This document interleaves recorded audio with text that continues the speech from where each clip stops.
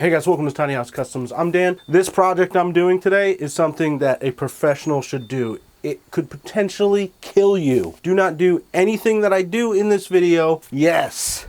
Oh, the thumbnail is going to be good. There's going to be fire and explosions. Oh, it's going to be great. It's going to take me hours, but I'm going to do it probably, maybe not, I don't know. But in today's video, I'm going to be doing all my gas lines. I mean, spoiler alert, I've already done them, but I'm just going to show you what I did.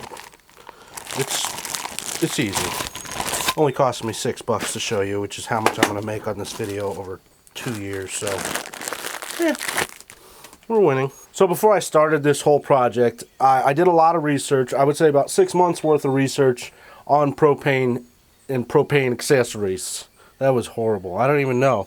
But I did a lot of research on propane, and I did not realize, I figured that if you had like a garden hose, that the water is going to run through that garden hose no matter what, like it's fine. But propane, you need to have a certain size pipe to put out a certain amount of BTU on the appliance that it's running. So I can't just run 3/8 copper tubing, which is, you know, relatively flexible and I can bend it around things. I can't run this from the propane tank all the way to my appliances and tee off of it and make it work properly. At least I don't believe I can. So the first thing I had to do was go to the specifications on the 3 appliances that I'm running: the hot water heater, the dryer, and the stove. And I needed to figure out what BTUs they were using. I think the dryer was about 20,000 BTU. The stove, if I turned on all 4 burners, and the oven was 55,000 BTUs.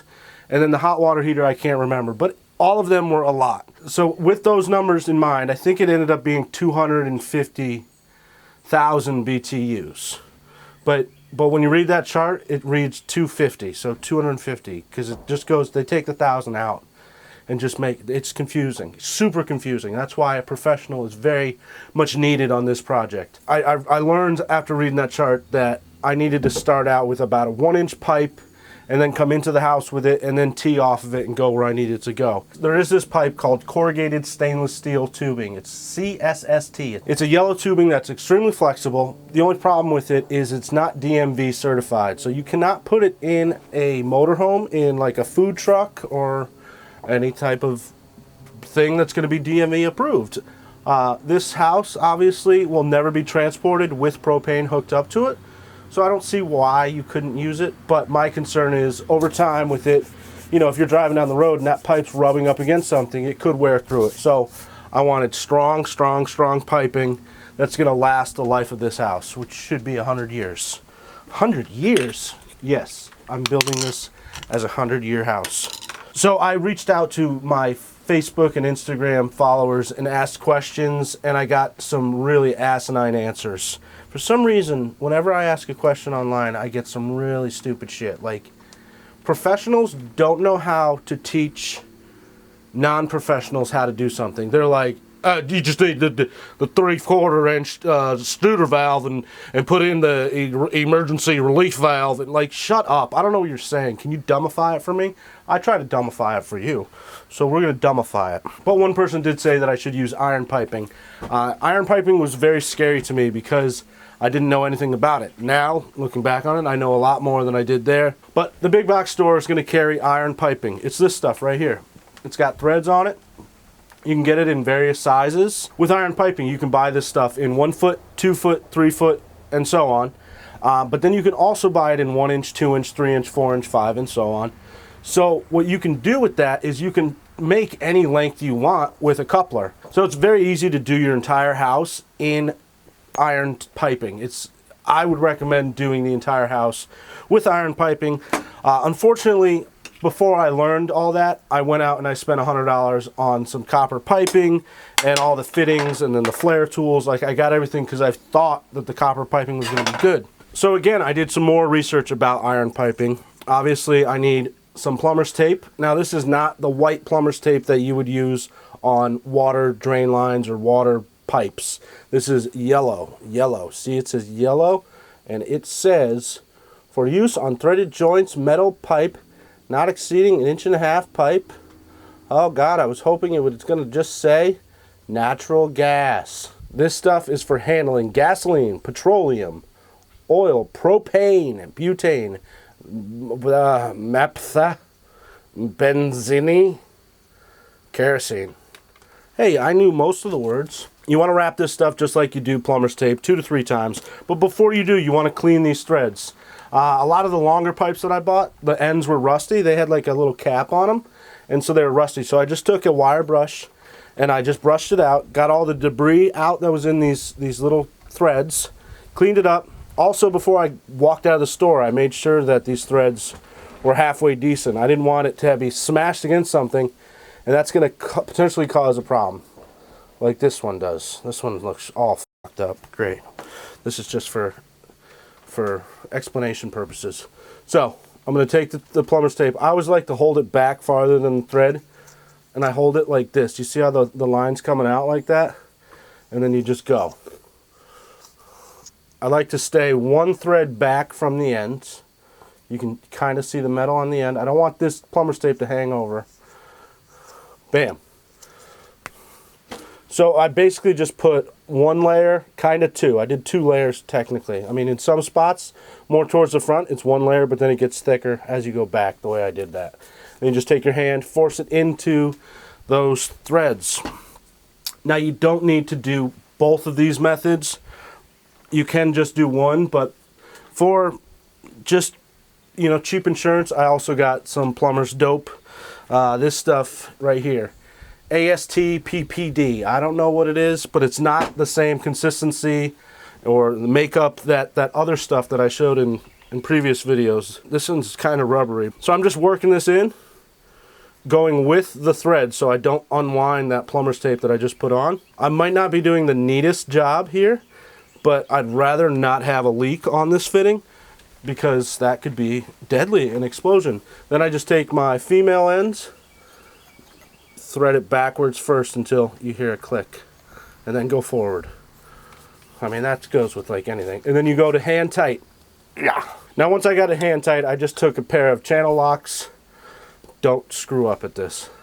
Once I got it hand tight, I just took a pair of channel locks and I tightened it down. Now, I read online that you want 1 full rotation. So that was a half and that was a full.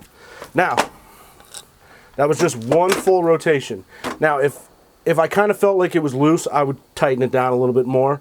At any point when I was tightening these fittings, if it became looser, that meant something cracked or something broke. So I'm being mindful that I don't over tighten it and damage it completely. But that's it. That's how I join those together. Obviously, that's not the neatest looking work right there, but it's not going to leak. Using the plumber's tape and the plumber's dope stuff, I think is a good idea. It's like cheap insurance. I mean, $3, can't remember how many dollars, but probably under $10. Propane can kill you, so why not spend 15 bucks and potentially save your life? Now, once I plumbed all this into the house, which I'll show you in a bit, I switched over to copper piping. I got an adapter that screwed onto the pipe, and then a flare fitting type thing like this. Obviously not, that had threads and it threaded onto here. When you go to Lowe's and Home Depot, there's that wall of like all these weird fittings, and I just stood there for like 45 minutes like, oh, that works, maybe that one, no, okay. So I'm gonna bring it down here. So for the copper fittings, I needed a flare tool. It's this and this. I also got this bendy pipe bending thingy, and then a pipe cutter right here. So first thing I do is obviously cut the pipe. If you don't know how to cut copper piping, don't. I found when you're doing these flares to not squeeze down too much on that knife because it'll really bone the inside of that pipe. See, if you probably can't, but this didn't get shrunken in a lot. Now obviously you want to clean these burrs out. So after you got your fresh cut, you need to take this thing apart. I need one of these nuts. So I'm going to take that nut off, and I'm going to put it, I'm going to take it and I'm going to put it over my pipe. There was a lot of times when I was doing this in my house that this nut could fall, and when it would fall, it would have fallen into a place where I wouldn't have been able to get to it. So I just like to take a little bit of tape, loosely, sloppily, just put it on there so the nut won't fall down. Any type of tape, obviously. You know, this is going to get removed in a second. Then I got to take my flare tool. On the tool right here, this is the top. This is where the flared cup portion is right here. This one on the end, the 1/2 inch, is on the opposite side. But I need the 3/8 one, so that would be right here. So I'm going to take this, stick my pipe in.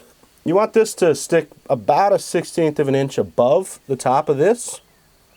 I read somewhere you can go up to 1/8 inch. And I also learned that I don't want to tighten these down so much to the point where I disform this pipe. I just want to make this snug. Then I'm going to take this tool. It's got a point on it, just like that. That point is going to push that thing in. So these 2 hooks right here go down over that, and then you twist it, and it locks it in. It holds it from coming off. And then you take this. I went too far. You take that little plunger pointer thing and you put it into the pipe. You don't really need to put it in the center. It will find center. And you just take it down right to that point right there. This looks diabolical. And then just tighten it. I read somewhere that 2 full rotations is good.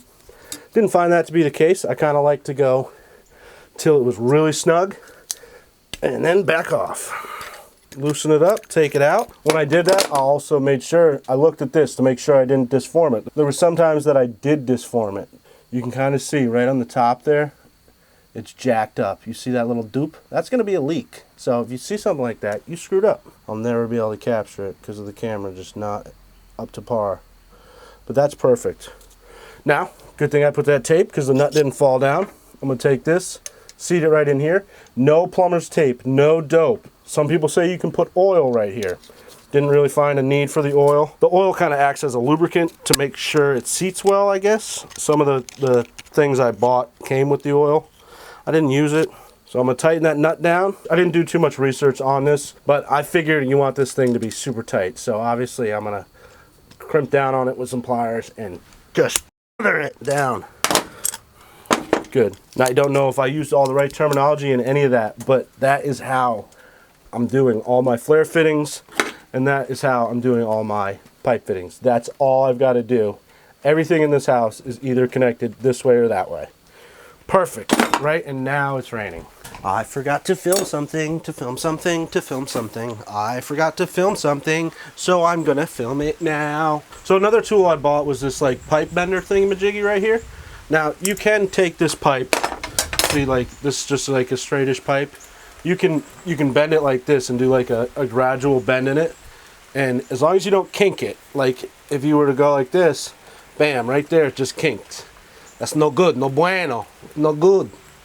It's garbage now. If you want to do a tight bend like that, you use this tool right here. Place the pipe, I don't know how to show this, place the pipe inside right here, like that. Good? And you take this. There's different sizes. It'll hold, I don't know, 3/8, 1/4 inch, 1/8 inch, I don't know. But you put the pipe in there, and then you see it's on like 0. You can go just like that and go to maybe 90. I can't really see what I'm doing, so you stop. You come back up, take the pipe out, and it's not kinked. It is a little bit. That probably wasn't the best I ever did. Let's do it again to make me happy.